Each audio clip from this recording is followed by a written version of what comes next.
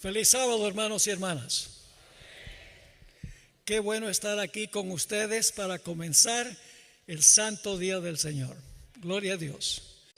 Esta noche vamos a estudiar 3 profecías.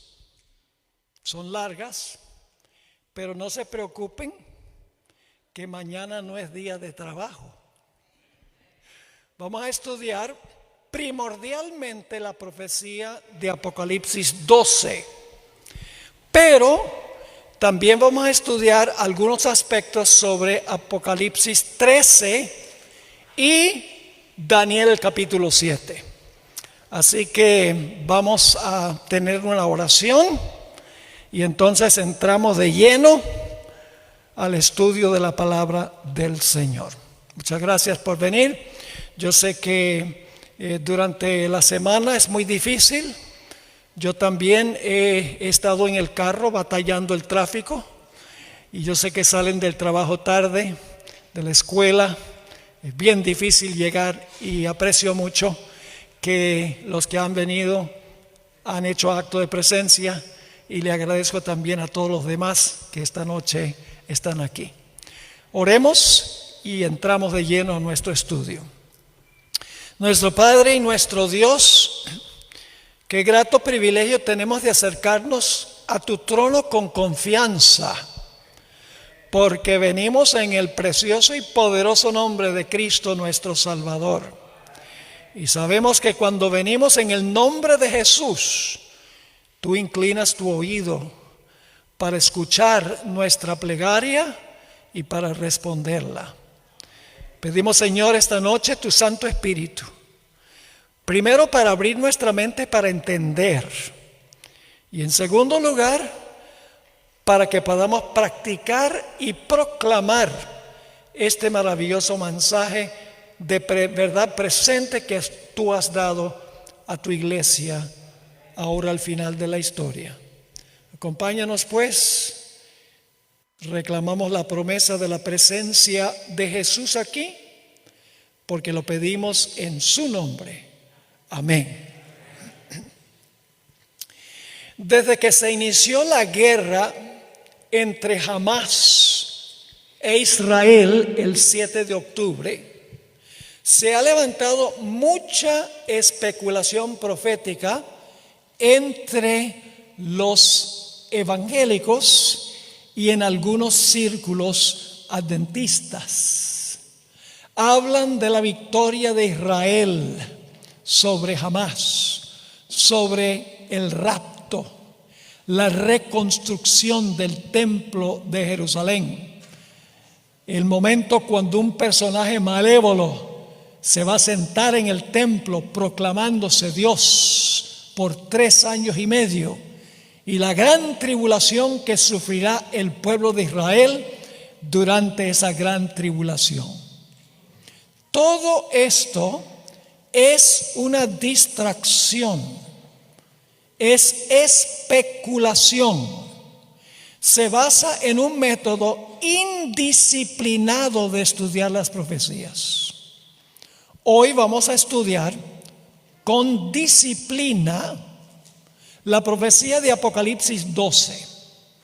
Pero primero necesitamos estudiar algunas cosas en cuanto a Daniel 7 y Apocalipsis el capítulo 13.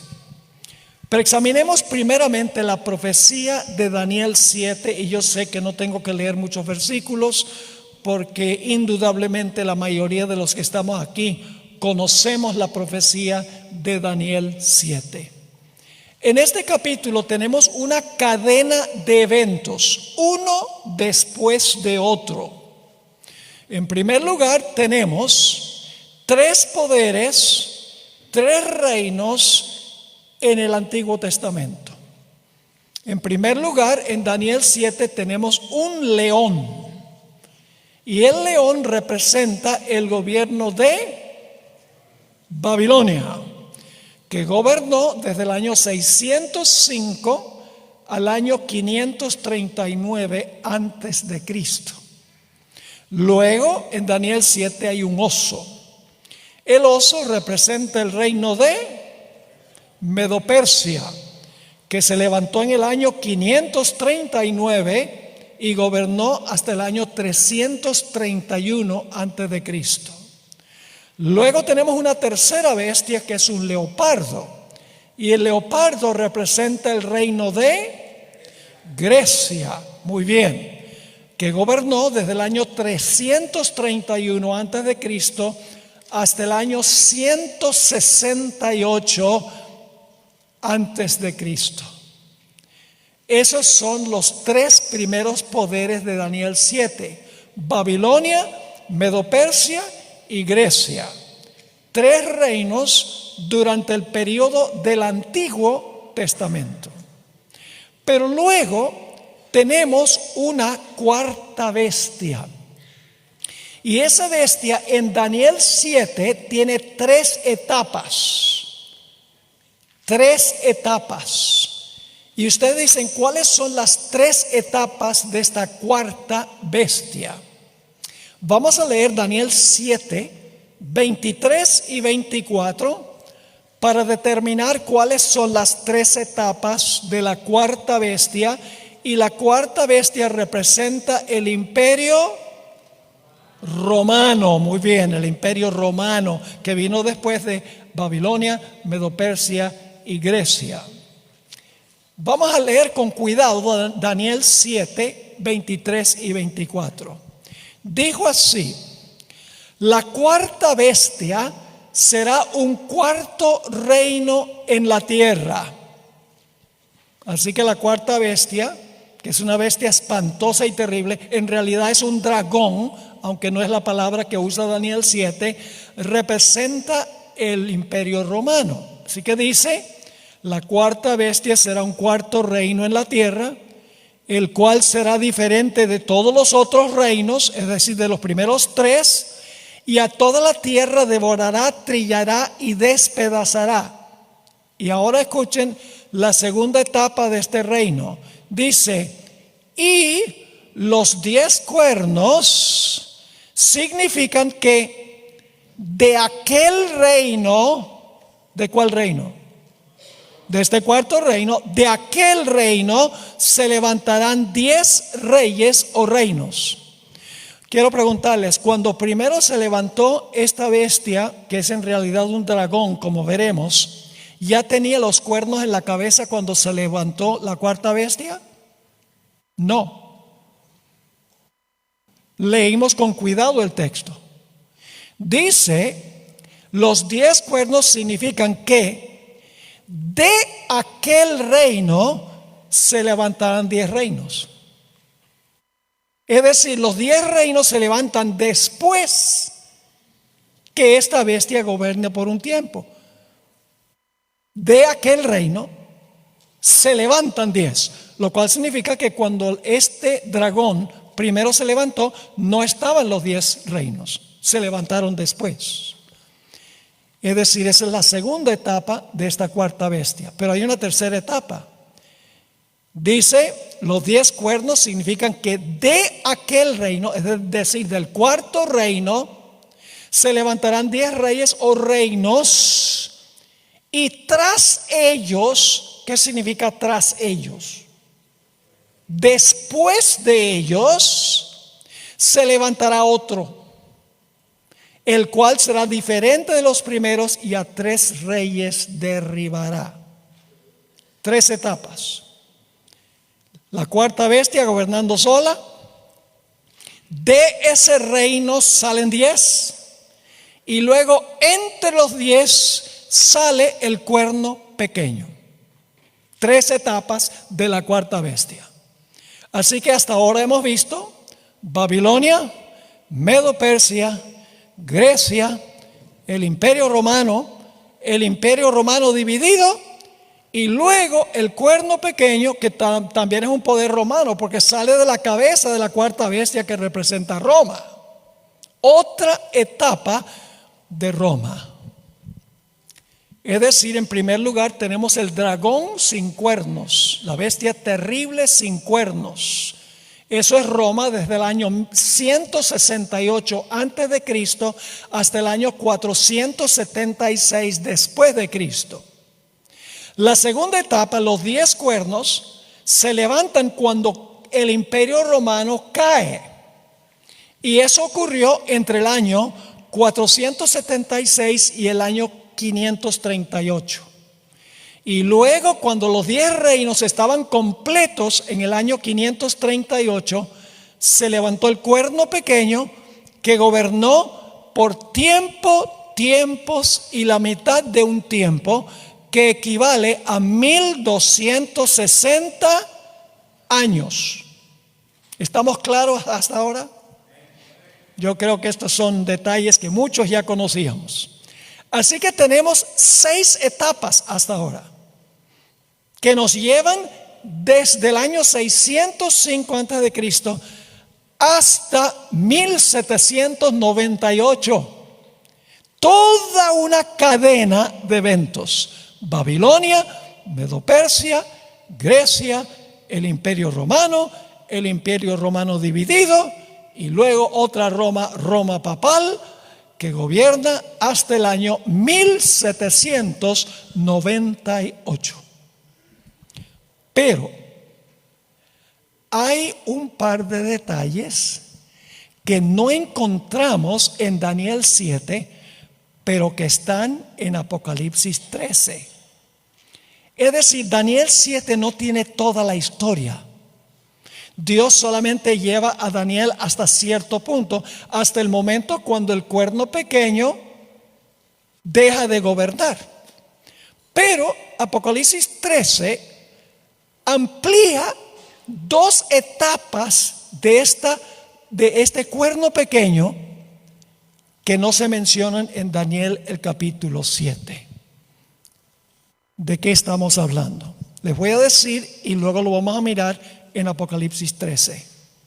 Lo que falta en Daniel el capítulo 7 es que el cuerno pequeño iba a gobernar hasta 1798 y luego iba a recibir una herida mortal.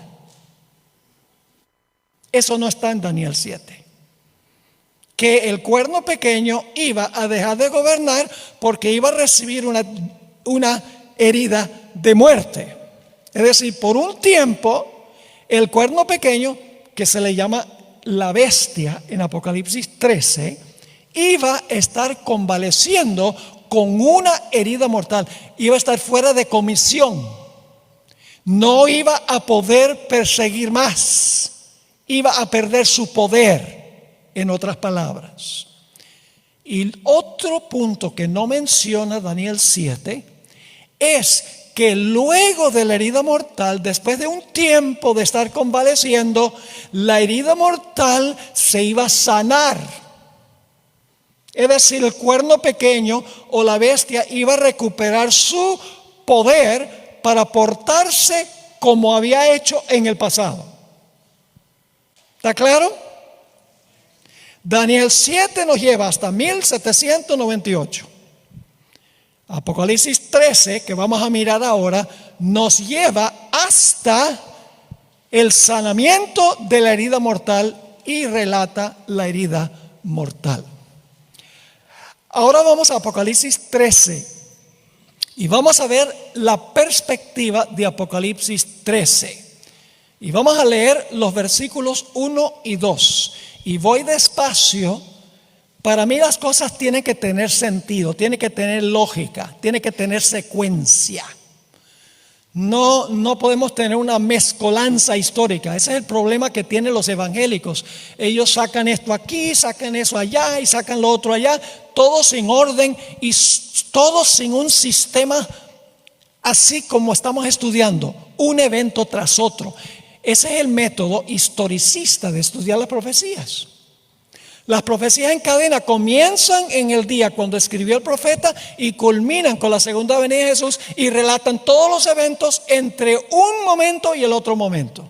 Sabemos exactamente a dónde estamos en el curso de la historia usando el método histórico de estudiar las profecías. Vamos a leer Apocalipsis 13, 1 y 2 y vamos a ver si tiene alguna relación con Daniel 7.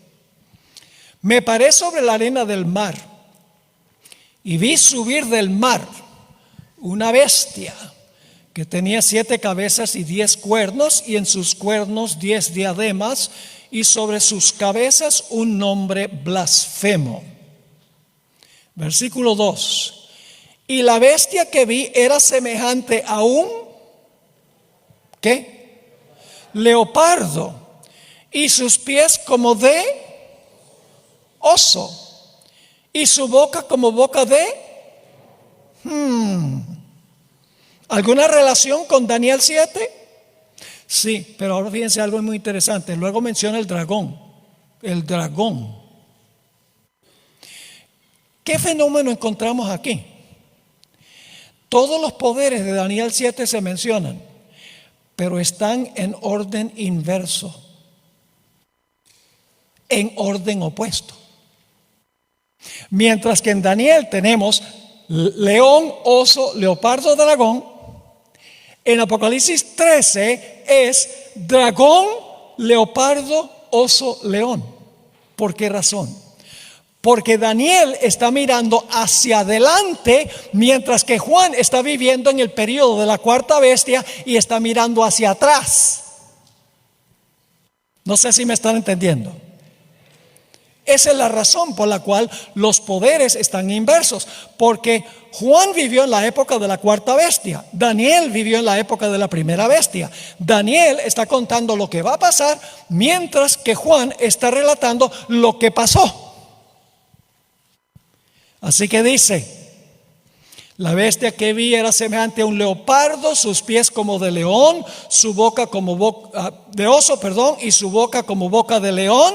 Y el dragón, que es la cuarta bestia, dicho sea de paso, ¿cuántos cuernos tiene el dragón según leímos?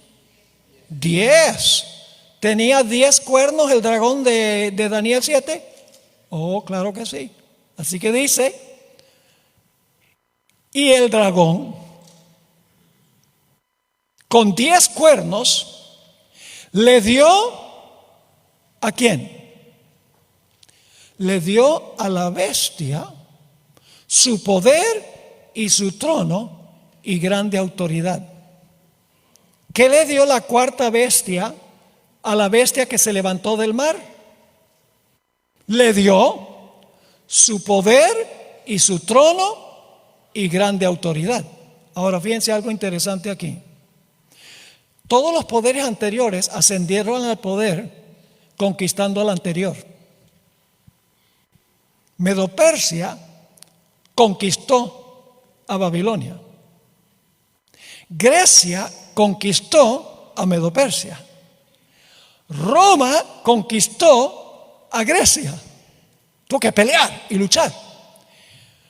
Pero aquí dice que el dragón, la cuarta bestia, le da, sin tener que pelear, le dio su poder y su trono y grande autoridad. El cuerno pequeño no tuvo que pelear con la cuarta bestia para cobrar su poder.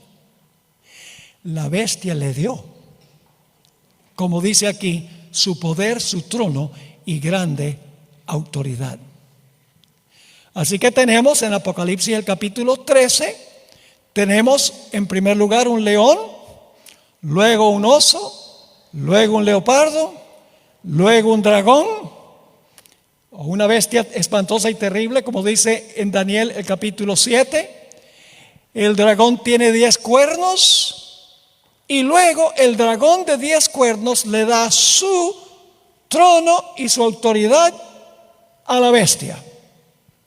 En la secuencia yo pregunto entonces, ¿el cuerno pequeño es lo mismo que qué? Lo mismo que la bestia. La secuencia es la misma, ¿sí o no? León, en Daniel 7, león, oso, leopardo, dragón, 10 cuernos, cuerno pequeño. En Apocalipsis 13 es león, oso, leopardo, dragón, 10 cuernos, bestia. Es decir, el cuerno pequeño es lo mismo que ¿qué? Es lo mismo que la bestia. No sé si me entendieron o no. Es muy importante tener la secuencia. Un estudio disciplinado de las profecías. Estudiando la secuencia, no sacando cosas de contexto, inventando cosas que no están en el texto. Y luego, como vamos a ver en unos momentos, luego Apocalipsis 13 dice que la bestia recibió una herida mortal. Tiene que ser después que gobernó 1260 años. Porque si fue después de gobernar 1260 años, entonces no gobernó 1260 años. Recibe su herida mortal cuando termina su periodo de dominio en el año 1798. Y la bestia por un periodo de tiempo está fuera de comisión. Es decir, la bestia ya no puede hacer lo que hizo en el pasado. No puede hablar blasfemias contra el Altísimo, no puede perseguir a los santos del Altísimo, etcétera, porque ha perdido su poder por un periodo de tiempo, porque tiene una herida mortal. Pero luego Apocalipsis 13 nos dice que la bestia recupera su poder. Ahora, antes de estudiar Apocalipsis el capítulo 12, que sigue la misma secuencia que Daniel 7 y Apocalipsis 13, es decir, Daniel 7, Apocalipsis 12 y Apocalipsis 13 siguen el mismo orden histórico. Ya lo vimos en Daniel 7. León, oso, leopardo, dragón, 10 cuernos, cuerno pequeño. Apocalipsis 13, león, oso, leopardo, dragón, 10 cuernos, bestia. Ahora, Apocalipsis 12 sigue el mismo orden, pero no usa la misma terminología. Para entender Apocalipsis 12, tenemos que entender primero la primera profecía de la Biblia. Génesis 3:15. En el trasfondo de Apocalipsis 12 está Génesis 3:15. Y vamos a encontrar en Apocalipsis 12 los mismos elementos de Génesis 3:15. Así que vayan conmigo a Génesis 3 y el versículo 15 y vamos a encontrar 5 puntos claves en este versículo. Y les doy un poco de contexto. Después que Adán y Eva pecaron, ellos estaban aterrorizados porque Dios había dicho que si comían del árbol iban a morir, y dice, vamos a morir. No sabían lo que era la muerte, pero sabían que era algo terrible. Y cuando estaban desesperados, Dios descendió al huerto, y mientras Adán y Eva estaban escuchando, Dios le habló a la serpiente, a Satanás. Y ellos oyeron la primera promesa de cómo Satanás iba a ser destruido y derrotado. Vamos a ver qué 5 elementos tenemos en este versículo. Dios dice a la serpiente, y pondré enemistad. Punto número 1. ¿Qué va a haber? Enemistad. ¿Entre quiénes? Entre ti, que es quién, la serpiente, entre ti y quién, y la mujer. Va a haber una enemistad entre la serpiente y la mujer. Y entre tu simiente, entre la simiente de la serpiente y la simiente de ella. Es decir, la serpiente tiene simiente y la mujer también tiene su simiente. Y luego dice, la simiente de la mujer, te herirá en la cabeza y tú le herirás a la simiente de la mujer en el calcañar. ¿Qué preferían ustedes? ¿Que les peguen con un ladrillo por la cabeza o que le peguen con el ladrillo por el calcañar? Yo creo que la respuesta es obvia. ¿Quién iba a ganar en esta lucha? Iba a ganar la simiente de la mujer. Pero la serpiente lo iba a herir. Pero la herida de la simiente de la mujer iba a ser mucho menos seria que la herida que iba a recibir la serpiente, porque la serpiente iba a recibir una herida mortal en la cabeza, pero le iba a causar dolor a la simiente de la mujer. 5 elementos hay en esta profecía: enemistad, una serpiente, una mujer, la mujer tiene una simiente y la serpiente tiene su simiente. Son los 5 elementos de Génesis 3 y el versículo 15. Ahora, al examinar este versículo notamos algo muy interesante, y es que la enemistad corre en 3 direcciones: entre la serpiente y la mujer, entre la simiente de la serpiente y la simiente de la mujer. Pero la verdadera enemistad, la mayor enemistad, no es entre la serpiente y la mujer, o entre la simiente de la serpiente y la simiente de la mujer. Esa no es la mayor enemistad, porque el versículo dice: la simiente de la mujer te aplastará la cabeza, y tú le herirás a la simiente de la mujer en el calcañar. La verdadera enemistad es entre la serpiente y la simiente de la mujer. Pero la enemistad corre en 3 direcciones: serpiente, mujer, simiente versus simiente. Pero la primordial es entre serpiente y simiente de la mujer. Y claramente dice que la simiente de la mujer va a prevalecer. Ahora, con esto en mente, estamos listos para estudiar Apocalipsis 12. Sigue la misma secuencia que encontramos en Daniel 7 y Apocalipsis 13, pero tiene diferentes símbolos. Es decir, se complementan estos 3 pasajes. Vamos a Apocalipsis 12:1 y vamos a ver si en Apocalipsis 12 aparecen todos los 5 elementos. ¿Cuáles son los elementos? Una serpiente, una mujer, enemistad, la simiente de la mujer y la simiente de la serpiente. Empecemos en Apocalipsis 12 y el versículo 1. Apareció en el cielo una gran señal. Hay una mujer aquí en Apocalipsis 12. Una mujer. ¿Qué representa a la mujer? ¿Qué simboliza una mujer? La iglesia. ¿Esta es una iglesia pura o una iglesia impura? Es pura porque está vestida del sol y tiene la luna debajo de sus pies. Representa la iglesia fiel. Apareció una señal en el cielo: una mujer vestida del sol con la luna debajo de sus pies y sobre su cabeza una corona de 12 estrellas. ¿Y en qué condición está la mujer? La mujer está por tener a una simiente. ¿Están conmigo o no? Porque está embarazada. Noten el versículo 2. Y estando encinta, clamaba con dolores de parto en la angustia del alumbramiento. Yo pregunto, en el versículo 2, ¿el bebé ha nacido todavía?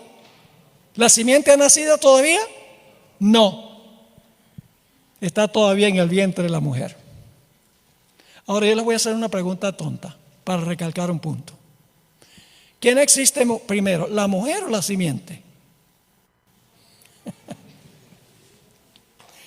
Pastor, ¿qué pregunta tonta esa? Es como decir, ¿qué existe primero, la madre o el hijo? Escuchen bien. Esta mujer representa la iglesia del Antiguo Testamento, antes de Cristo nacer. Porque la mujer existe antes de la simiente. Esta mujer representa a la iglesia durante el periodo de Babilonia, Medo-Persia y Grecia, porque Jesús ahora nace durante el imperio romano. No sé si me están entendiendo. Estoy andando despacio para que podamos entender bien esta profecía. Esta mujer sabemos que representa a la iglesia del Antiguo Testamento. ¿Saben por qué? Porque tiene una corona de 12 estrellas y los fundadores de la iglesia del Antiguo Testamento fueron los 12 hijos de Jacob. Y la iglesia del Nuevo Testamento fue establecida por los 12 apóstoles.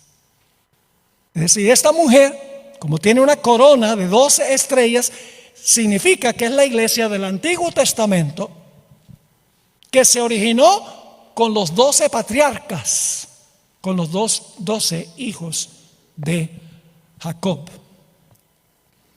¿Vamos bien o no? Ok, muy bien. El bebé no ha nacido en los versículos 1 y 2. ¿Qué está haciendo la mujer? Está clamando con dolores de ¿qué? Con dolores de parto. ¿Saben que hay otra historia que tenemos que incluir aquí? Solo lo voy a mencionar de paso. Tenemos que incluir la historia del éxodo de Israel de Egipto. ¿Qué estaba haciendo el pueblo cuando era esclavo en Egipto? Pueden leerlo en el capítulo 2. Dice que clamaban y lloraban a Dios para que viniera un libertador. ¿Y quién estaba esperando al libertador que iba a venir? Oh, Faraón. ¿Saben qué nombre se le da a Faraón en Ezequiel 29:3? Se le llama el gran dragón. Estaba esperando que naciera Moisés, el libertador, porque el pueblo estaba clamando por liberación. La iglesia de la época estaba clamando por liberación. Y el dragón dio un decreto de matar a todos los niños. ¿Tiene alguna conexión con la historia del Nuevo Testamento? Oh, claro que sí. Esto es tipología. Lo que ocurrió es una sombra de lo que va a ocurrir. Así que el pueblo está clamando. Satanás dicho sea de paso, Faraón no es el gran dragón es Satanás, y la simiente del gran dragón o de la serpiente es Faraón, porque Satanás obra desde el mundo invisible. ¿Me están entendiendo o no? Ahora fíjense, la profecía de Apocalipsis 12 entonces comienza en el Antiguo Testamento, con la iglesia del Antiguo Testamento que existe antes que exista Cristo Jesús, antes que nazca Cristo Jesús. Es decir, hemos encontrado hasta ahora una mujer y una simiente de la mujer. Ahora vamos a Apocalipsis 12:3. ¿Quién está esperando a la simiente de la mujer? ¿Quién está enemistado con la simiente de la mujer? ¡Oh, el dragón! ¿Alguna conexión con Génesis 3:15? Claro que sí. ¿Saben que hay muchos cristianos que dicen, ustedes los adventistas son cristianos del Antiguo Testamento, nosotros somos del Nuevo? Usted no puede entender el Nuevo sin el Antiguo, ni puede entender el Antiguo sin el Nuevo. Nosotros somos cristianos de la Biblia, no de un testamento o de otro testamento. Uno de los grandes problemas que tienen los evangélicos en su interpretación de las profecías es que ellos rechazan el panorama del Antiguo Testamento. Apocalipsis 12:3 dice: también apareció otra señal en el cielo, he aquí un gran dragón. ¿Saben qué nombre se le da al gran dragón? La serpiente antigua. En el versículo 9 se le llama, el dragón y serpiente son intercambiables. Eso también conecta con Génesis 3:15. El dragón es la serpiente antigua. Así que dice, he aquí un gran dragón escarlata que tenía 7 cabezas. ¿Y cuántos cuernos? Oh, encontramos eso en Daniel 7. Un dragón con 10 cuernos. Sí, y los 10 cuernos se levantan después. Lo tenemos en Apocalipsis 13, un gran dragón también con 10 cuernos.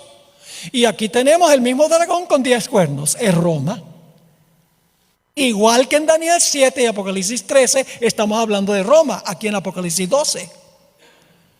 Así que dice, un gran dragón, escarlata, que tenía 7 cabezas y 10 cuernos, y en sus cabezas 7 diademas. Ojalá tuviéramos tiempo de interpretar todos los símbolos, pero lo que me interesa a mí es que ahora nos demos cuenta de la secuencia, no de todos los símbolos, porque cada símbolo es importante y explica algún aspecto histórico. Pero yo les pregunto, ¿ese dragón tenía una simiente que quería matar a la simiente de la mujer? ¿Quién era la simiente de Satanás? Herodes. ¿Usó Satanás a Herodes para tratar de matar al bebé? Entonces, ¿era Herodes la simiente de la serpiente? Sí. Dice en Mateo el capítulo 2 y el versículo 16, hablando de Herodes, dice Herodes entonces, cuando se vio burlado por los magos, se enojó mucho y mandó a matar a todos los niños menores de 2 años que había en Belén y en todos sus alrededores, conforme al tiempo que había inquirido de los magos. ¿Hay enemistad aquí entre la serpiente y la simiente? Fíjense que la serpiente aquí, el dragón, no quiere matar a la mujer. ¿A quién quiere matar? A la simiente de la mujer. Eso es lo que dice Génesis 3:15. La mayor enemistad en Génesis 3:15 es la serpiente contra la simiente de la mujer. Sí, y aquí también encontramos lo mismo. Porque dice que el dragón o la serpiente antigua quiere matar al bebé, no a la mujer. Más adelante va a querer acabar con la mujer. A eso vamos en unos momentos. Así que hemos encontrado hasta ahora una mujer, una serpiente, una simiente de la mujer, enemistad.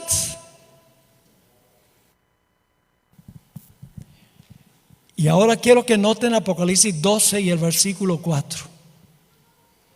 Hablando del dragón dice, y su cola arrastraba la tercera parte de las estrellas del cielo. Este dragón es el mismo diablo que fue echado del cielo. Su cola arrastraba la tercera parte de las estrellas del cielo y las arrojó sobre la tierra.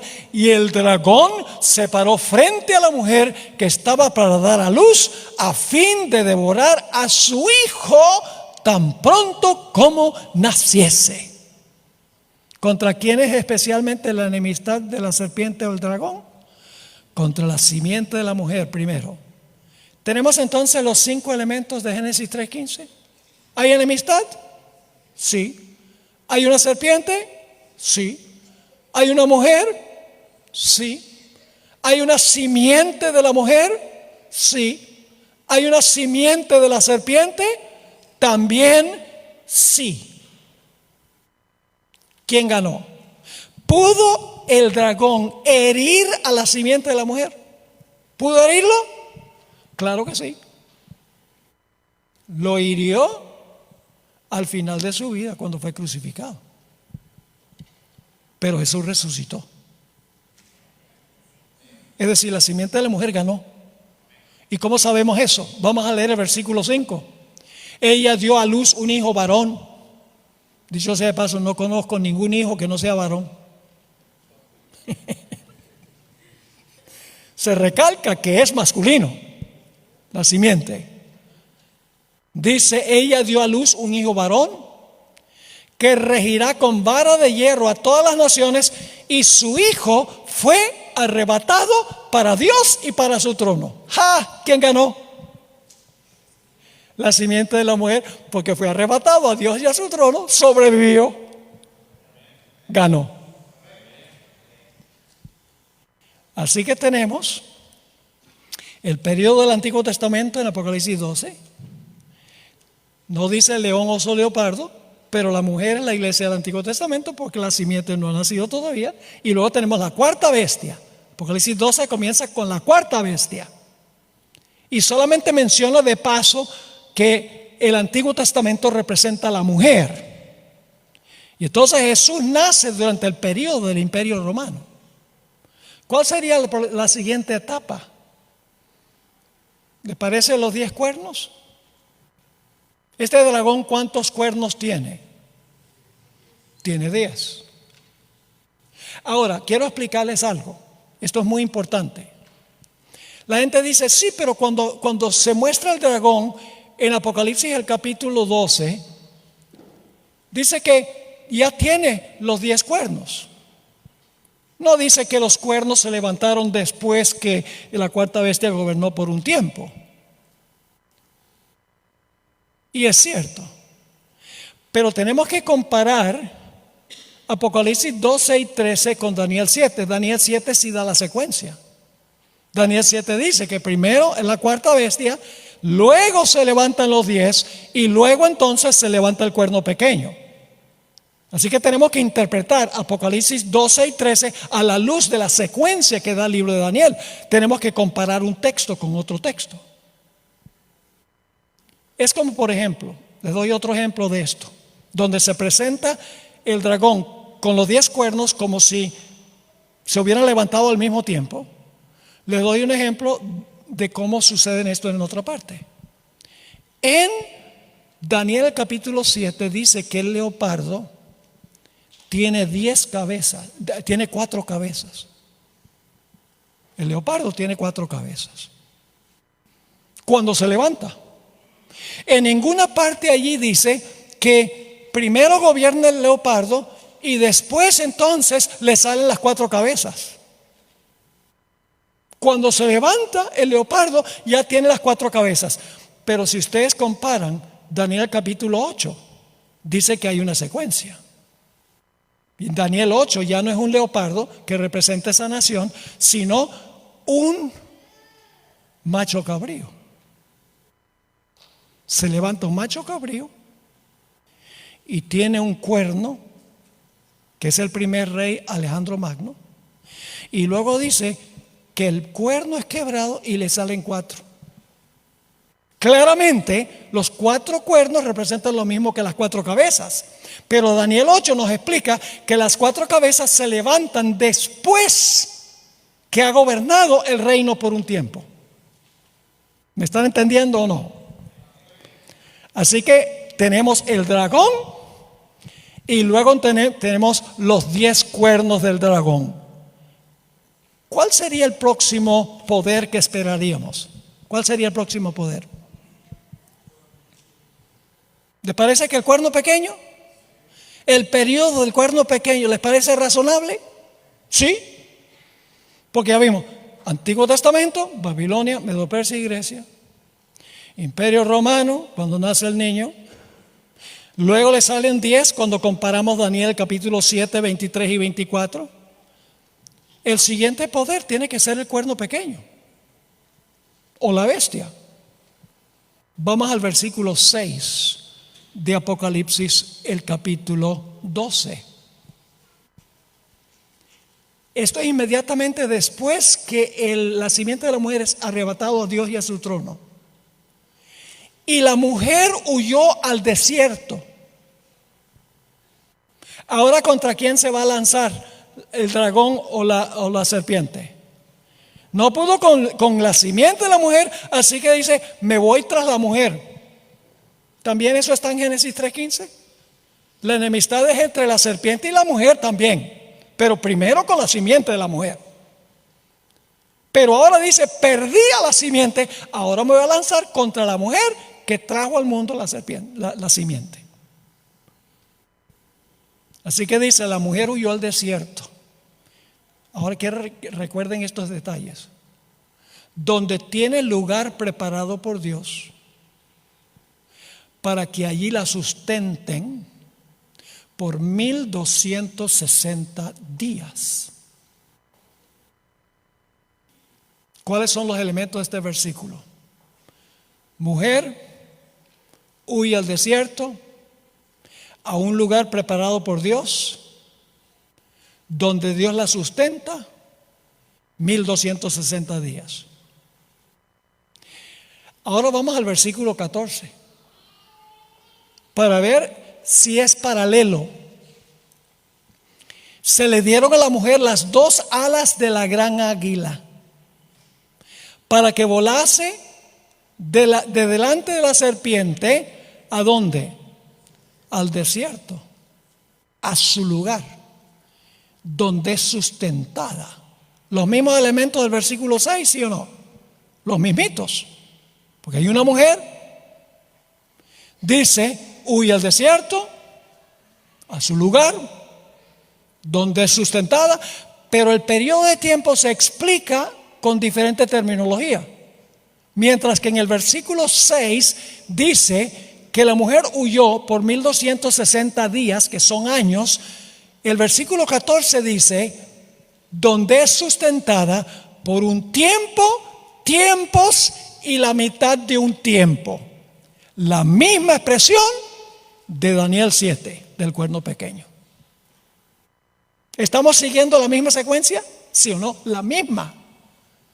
Daniel 7, Apocalipsis 12 y Apocalipsis 13 son paralelos y se deben interpretar en forma histórica, un evento tras otro en sucesión sin interrupción. Pero ahora quiero que noten algo muy interesante. El versículo 15 amplía lo que pasa cuando la mujer huye. Y la serpiente arrojó de su boca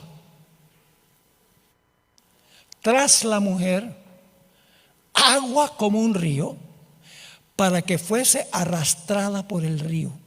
Esto está hablando de lo que ocurrió durante los 1260 años, durante tiempo, la mitad de un tiempo. ¿Qué fue lo que hizo el dragón o la serpiente? Escupió de su boca aguas como un río con el fin de ahogar a la mujer.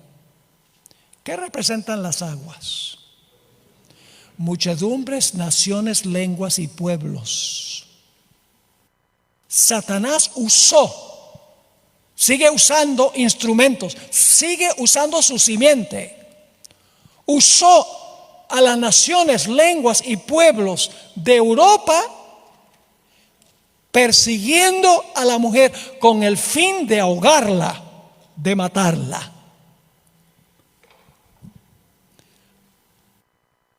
Ahora,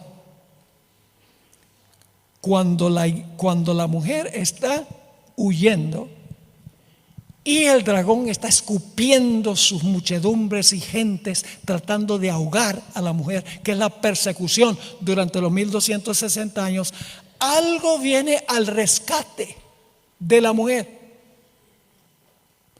Y este es un punto que no menciona tampoco Daniel 7.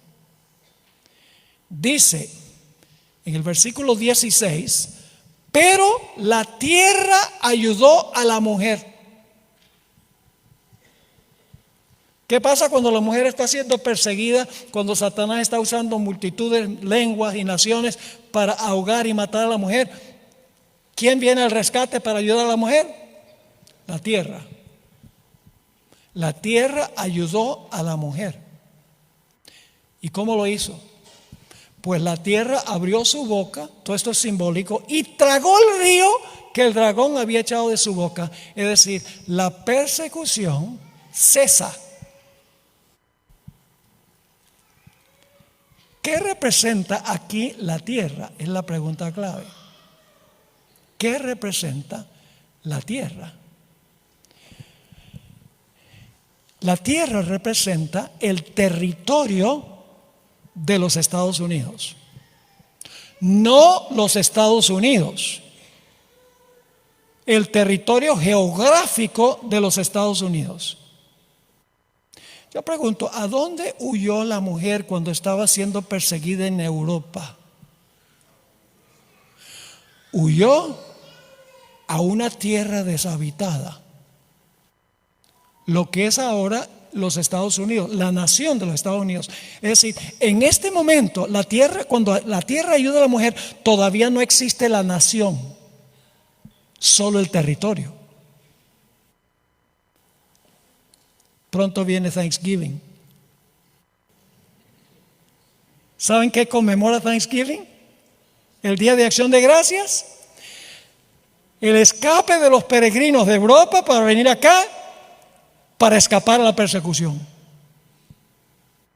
La tierra ayuda a la mujer significa que el territorio de los Estados Unidos le dio refugio a los que estaban siendo perseguidos en Europa, donde estaban las aguas, porque las aguas representan muchedumbres, naciones, lenguas y pueblos. Pero en los Estados Unidos, en el territorio de los Estados Unidos, no había aguas, porque era un lugar casi completamente deshabitado. Y aquí fue que hallaron refugio los peregrinos. No había todavía nación, pero había el territorio. Ahora, no se pierdan el estudio de mañana, porque más adelante se levanta una bestia de la tierra. ¿Qué representa una bestia en las profecías? Una nación o un reino. Es decir, que en la tierra que proveyó refugio se va a levantar una bestia, es decir, se va a levantar una nación. Yo pregunto, ¿en el territorio de los Estados Unidos se levantó una nación? Sí, el país en el cual vivimos ahora. Se levantó en ese lugar escasamente poblado que le proveyó refugio a la mujer que estaba siendo perseguida por las aguas, las naciones en Europa. Mañana vamos a estudiar sobre la bestia que tenía 2 cuernos como de cordero. Los 2 cuernos, vamos a encontrar, representaban libertad civil y religiosa, separación de la iglesia del Estado. Radicalmente diferente que Europa, donde la iglesia usaba el Estado para perseguir al que no estaba en armonía con la iglesia. Pero en esta nación se estableció un sistema de separación radical entre la iglesia y el Estado. Y por eso no hubo persecución. La gente podía adorar a Dios de acuerdo a los dictámenes de su propia conciencia. Yo creo que los inmigrantes a los Estados Unidos necesitan entender estas cosas. Lo creo sinceramente. Porque muchos de los que vienen acá no conocen ninguna de la trayectoria histórica de por qué Dios levantó esta nación. Vienen de países a donde predomina el catolicismo, a donde la iglesia y el Estado son uña y mugre. Perdone la expresión. Es difícil saber quién es la uña y quién es el mugre. Porque cuando se juntan, viene persecución. Y mañana vamos a hablar de la primera enmienda de la Constitución, los 2 cuernos como de cordero. Es decir, en el territorio que le dio refugio a los que estaban siendo perseguidos por el río de muchedumbres, se levanta una nación que al principio garantiza libertad civil y religiosa. Pero ahora escuchen lo que dice Apocalipsis 13:3. Hablando de la bestia que perseguía durante 1260 años, usando a las naciones de Europa, dice que recibió una ¿qué? Versículo 3 del capítulo 13 dice: vi una de sus cabezas como herida de muerte. Y como recibe la herida mortal, y mañana vamos a hablar de la herida mortal, hay un tema completo sobre la herida mortal. La gente entiende mal lo que es la herida mortal que recibió el papado en 1798, cuando el papa fue llevado cautivo. Dicen es la iglesia católica la que recibió la herida mortal. La iglesia católica no recibió la herida mortal. El papado recibió la herida mortal. No son igual. Yo pregunto, en 1798, cuando el Papa fue llevado cautivo, ¿los padres dejaron de llevar a sus bebés para bautizarlos en la iglesia? No. ¿Todavía la gente iba a confesarse? Sí. ¿La gente todavía iba a la comunión? Sí. La iglesia católica no desapareció. Lo que sucedió fue que Francia le quitó el poder civil. Ya no podía usar el poder civil, no podía usar el poder del Estado. Entonces, ¿cuál es el sanamiento de la herida? Cuando el papado recupera la capacidad de usar el poder del Estado, como hizo en Europa durante los 1260 años. ¿Me están entendiendo? Me estoy adelantando un poco. Mañana vamos a estudiar cosas tremendas. Mañana tenemos 4 temas.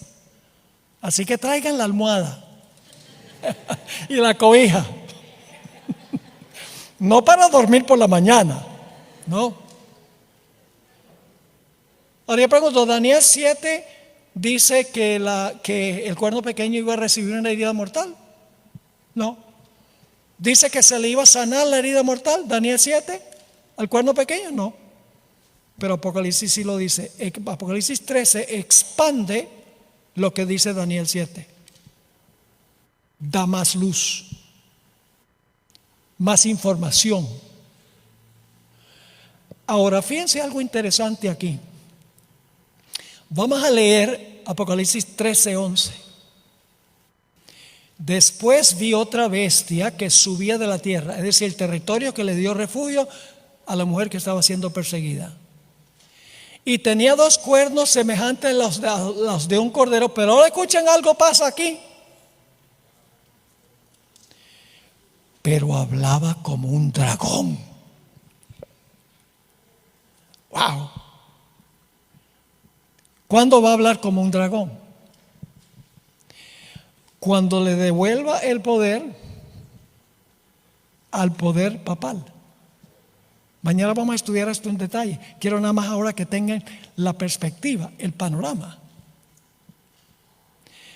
Parece mentira que la nación que en su constitución estableció la separación de la iglesia del Estado y libertad civil y religiosa sería el poder que le iba a restaurar al papado el poder que perdió cuando recibió la herida mortal. Escuchen bien, ¿cómo se aira el dragón contra la mujer? Usando su simiente. ¿Y saben cuál va a ser la simiente de Satanás? Este país. Este país va a ser su simiente. ¿Y sabe contra quién va a guerrear? Contra la simiente de la mujer. Ahí pregunto, ¿quién es la simiente de la mujer? Esto lo estudiamos ya. ¿Quién es la simiente de la mujer? El niño, Jesús.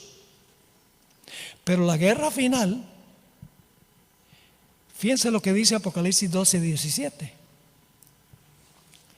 Entonces el dragón se llenó de ira contra la mujer, porque la tierra ayudó a la mujer. El dragón se llenó de ira contra la mujer. Así que tenemos un dragón, en el versículo 17. Tenemos enemistad, su ira. Contra la mujer, el tercer elemento. Se fue a hacer guerra. ¿Contra quién? Me gusta la traducción de la versión antigua. Contra el remanente de la simiente de ella. Ahora, ¿qué significa eso? El remanente de la simiente de ella. ¿Quién es la simiente de ella? Ya hemos visto en Apocalipsis 12 quién es la simiente de la mujer. Jesús.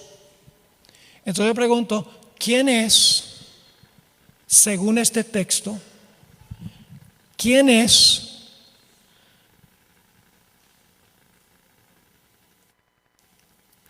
vamos a leerlo? ¿Quién es el remanente de la simiente de ella? Si la simiente es Cristo, es el remanente de Cristo.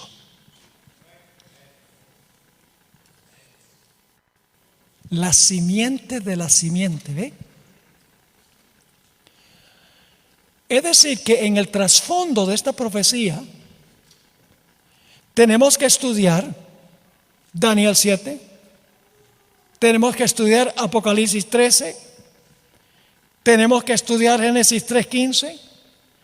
Tenemos que estudiar la historia del éxodo de Egipto para captar el panorama completo. Ahora, nuestro último punto de esta noche. Vamos a resumir lo que dice Apocalipsis 12. ¿Hay una mujer? Sí. ¿Qué periodo representa la mujer?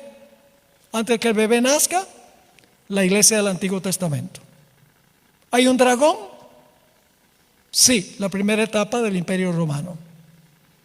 ¿Tiene 10 cuernos el dragón? ¿Se dividió el imperio en 10 reinos? Sí.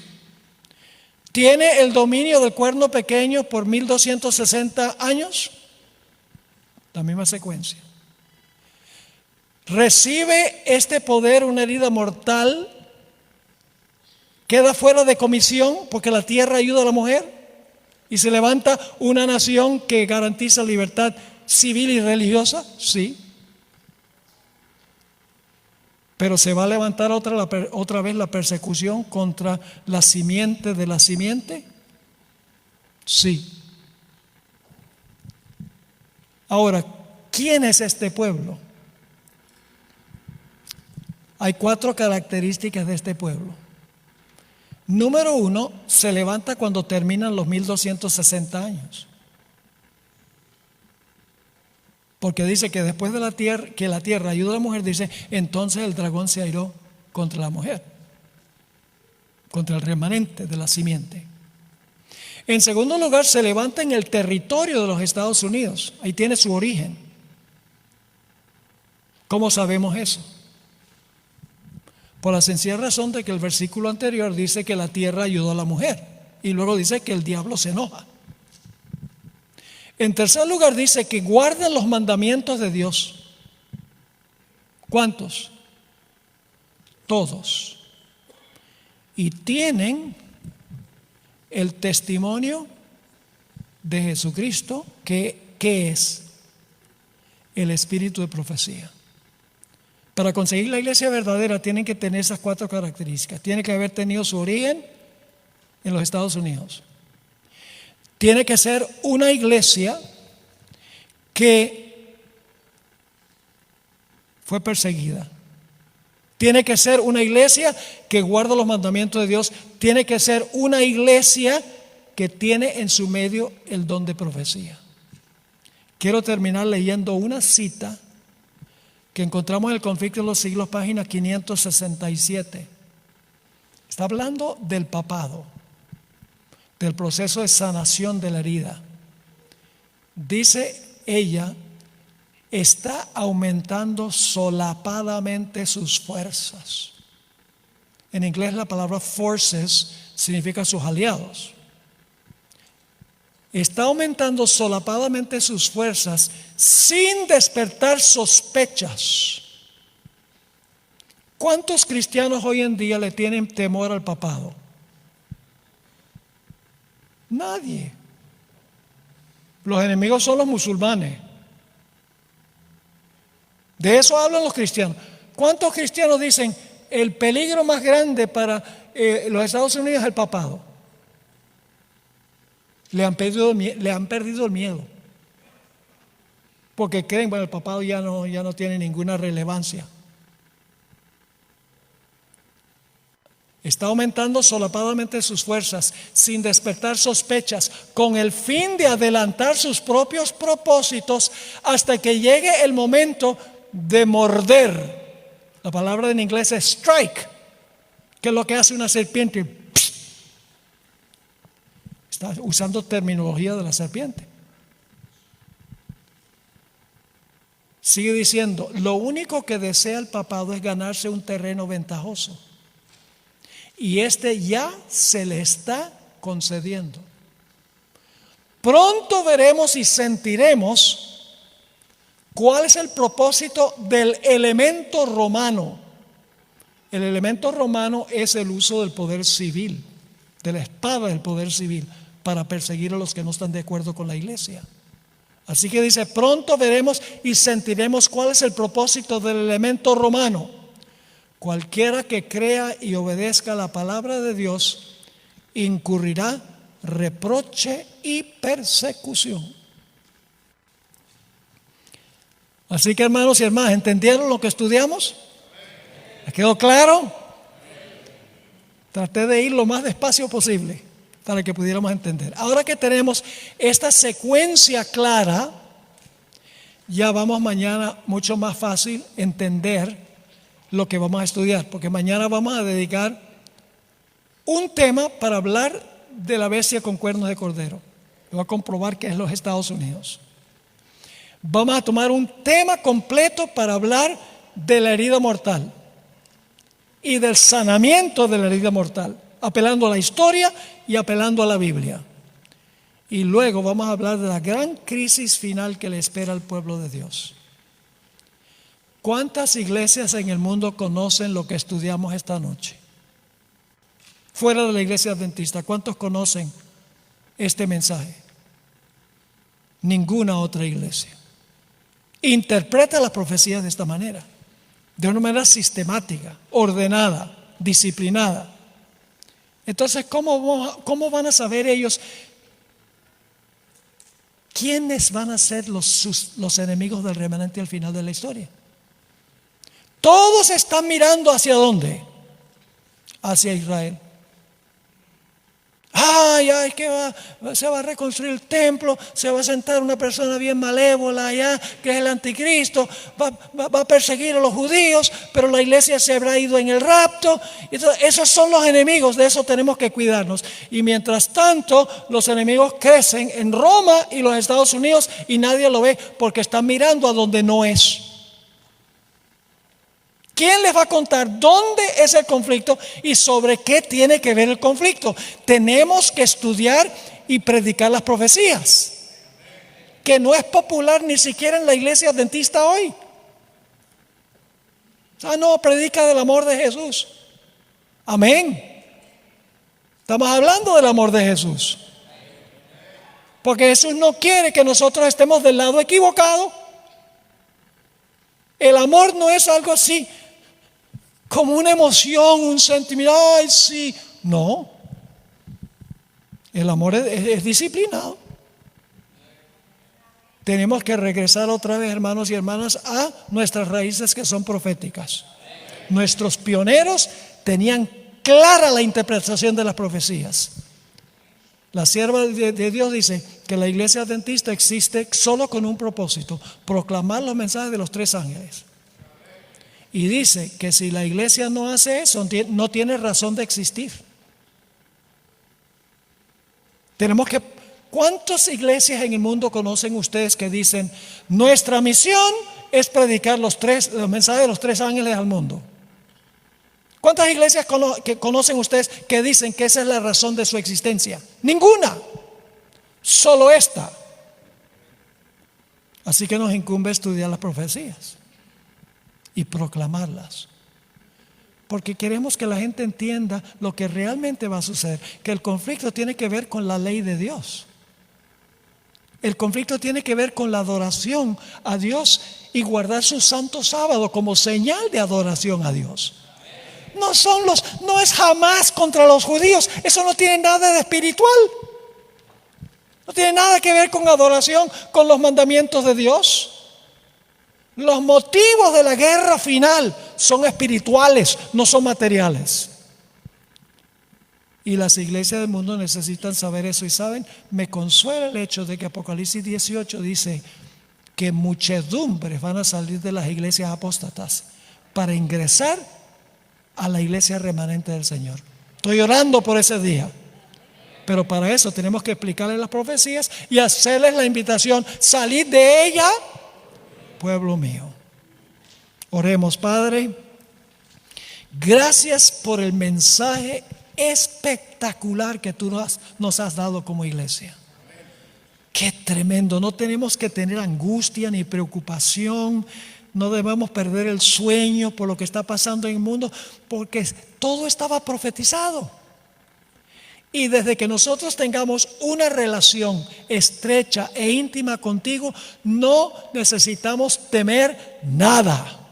Podemos dormir bien, podemos estar tranquilos. Pero tú nos has llamado para proclamar este mensaje. Te ruego, Señor, que este no sea un tema más meramente, sino que hayamos quedado inspirados de la importancia de entender las profecías y de proclamarlas. Gracias, Padre, por habernos acompañado y por responder esta oración, porque te lo pedimos en el nombre y por los méritos de Jesús. Amén.